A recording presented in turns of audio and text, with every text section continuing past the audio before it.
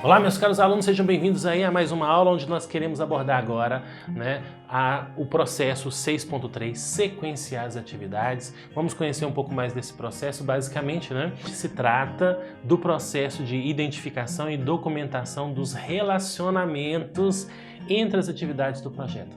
É o processo de sequenciamento das atividades do projeto, determinação do que vem primeiro, do que vem depois, e se existe alguma relação de dependência entre essas atividades que será representado, que pode ser representado, no caso, por meio de um diagrama de rede, certo?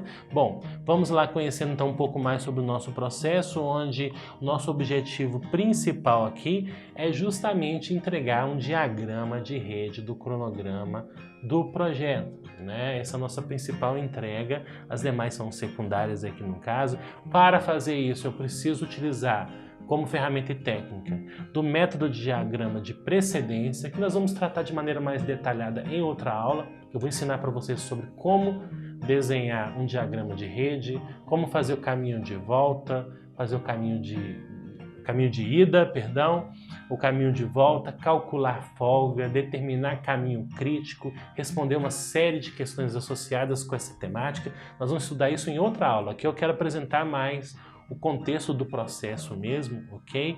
E outras informações também relevantes relativas a este processo que eu vou detalhar aqui agora com vocês, entre eles então o método de diagrama de precedência como ferramenta técnica, que se trata, portanto, de uma técnica usada para construir um modelo de cronograma. Modelo de cronograma, olha só, Então quer dizer que o resultado, o diagrama de rede, é um tipo de cronograma.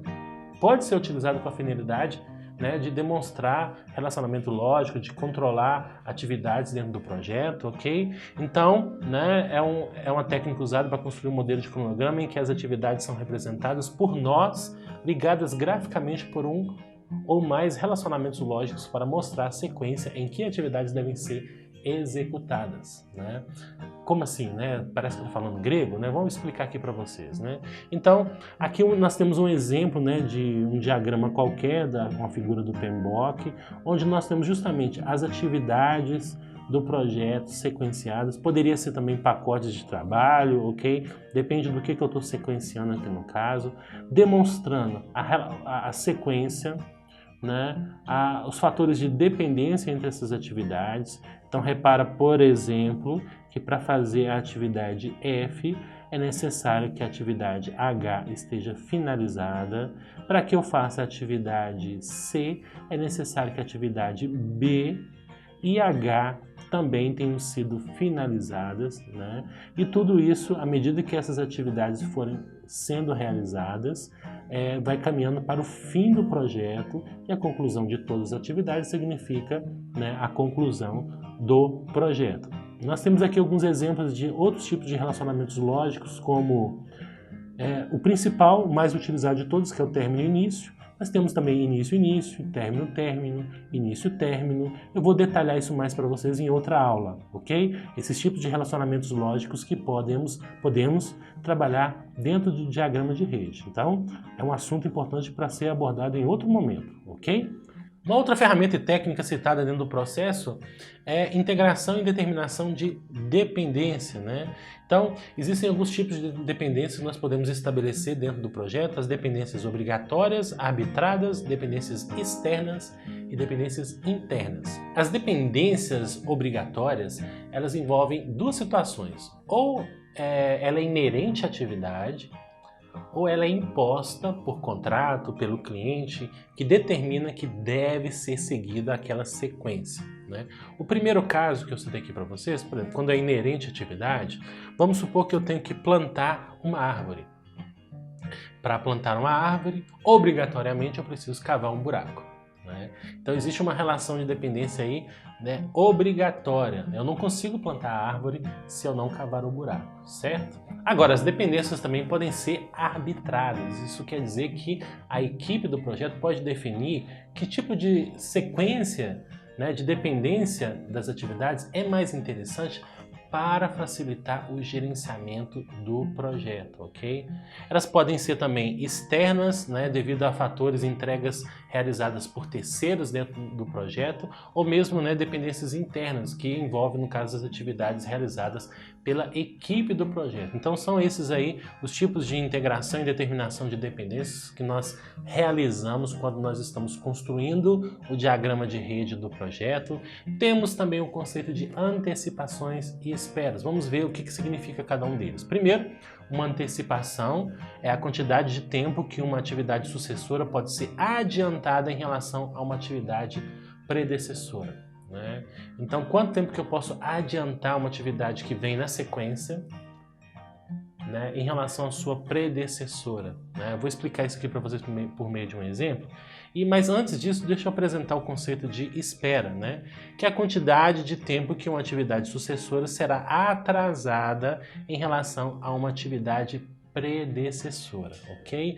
Um exemplo aqui que nós temos, né, justamente uma figura do PMBOK, né, em relação à antecipação. Eu tenho, por exemplo, uma atividade predecessora, que é completar itens da lista, né? E eu tenho uma atividade sucessora, que é lote de construção de paisagismo, ok? Para executar essa atividade lote de construção de paisagismo, não obrigatoriamente eu preciso que completar a lista de itens esteja finalizado. Então o que eu posso fazer? Eu posso antecipar o início da atividade sucessora, né, levando em consideração a atividade predecessora. Eu começo a fazer uma atividade, no caso, começo a completar a lista completar itens da lista.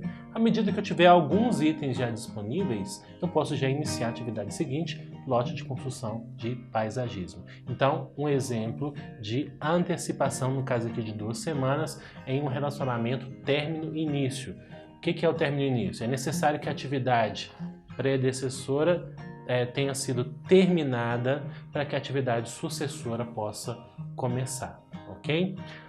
Já um exemplo de espera, nós temos o seguinte, né? Nós temos aí uma atividade predecessora de escrever versão preliminar e uma atividade sucessora de editar versão preliminar, né? Então eu posso inserir eventualmente aí um fator de espera entre essas atividades, obrigatoriamente, porque eu não posso editar a versão preliminar se eu não tiver pelo menos algum nível de informações já disponível para realizar esse trabalho. Então alguma coisa, né, da versão preliminar já tem que ter sido realizada e, portanto, eu posso estabelecer aqui uma espera de 15 dias entre uma atividade ou outra para iniciar a sucessora. No caso, eu preciso que algum trabalho já tenha sido completado na atividade predecessora para iniciar a atividade sucessora. Então, nós podemos inserir, quando nós estamos elaborando o diagrama de rede ou mesmo o cronograma do projeto, essas informações de atividades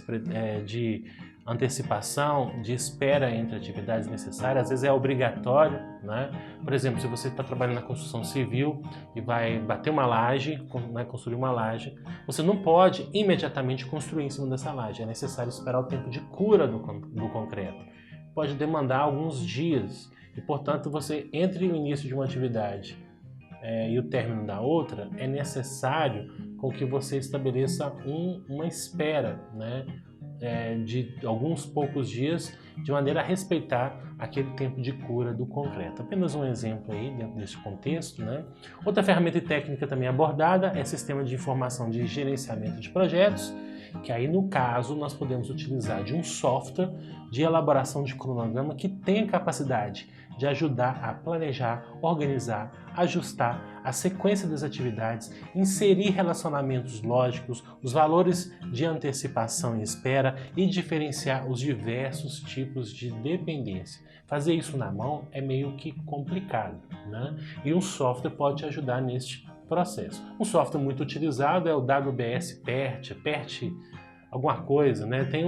Antigamente tinha, não, ainda existe, né, um software WBS Chart Pro, né, que recebeu até outro nome devido ao fato de ter ganhado mais funções, que envolve todo o processo de elaboração do diagrama de rede, facilita muito o entendimento dessas relações de espera, antecipação de atividades, relacionamentos lógicos de término, início, término, término, início, início, início, ok? Tudo isso é possível ser representado por meio de um diagrama e esse software ajuda demais esse processo. Não estou fazendo propaganda aqui não, apenas citando um exemplo mesmo, né? O resultado natural, então, do processo vai ser o diagrama de rede do cronograma do projeto, é uma representação gráfica das relações lógicas, também chamadas de dependência entre atividades do cronograma do projeto, ok? Então nós temos aí na nossa tela aí um exemplo de diagrama de rede, usando a mesma figura que eu apresentei anteriormente para vocês, e o nosso objetivo é gerar esse diagrama por meio deste